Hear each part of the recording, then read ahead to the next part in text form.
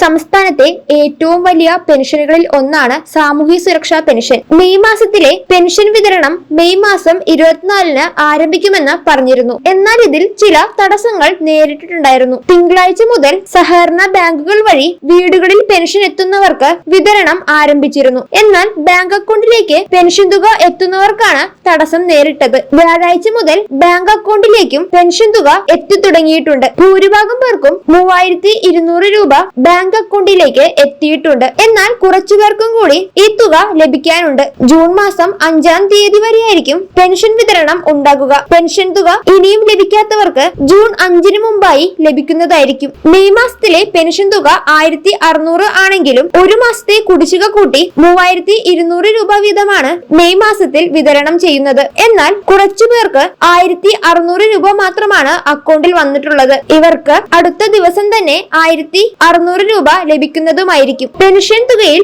കേന്ദ്രവിഹിതമുള്ളവർക്ക് കുറവ് പെൻഷനാണ് ലഭിച്ചിട്ടുള്ളത്. 300, 200, 400 എന്നീ കുറവുകളാണ് ഉള്ളത്. 2 മാസത്തെ പെൻഷൻ ആയതിനാൽ 400, 600, 1000 എന്നീ കുറവുകളായിരിക്കും പെൻഷൻ തുകയിൽ ഉണ്ടാകുക. ഈ തുക അധികം വൈകാതെ തന്നെ അക്കൗണ്ടിലേക്ക് എത്തുന്നതായിരിക്കും.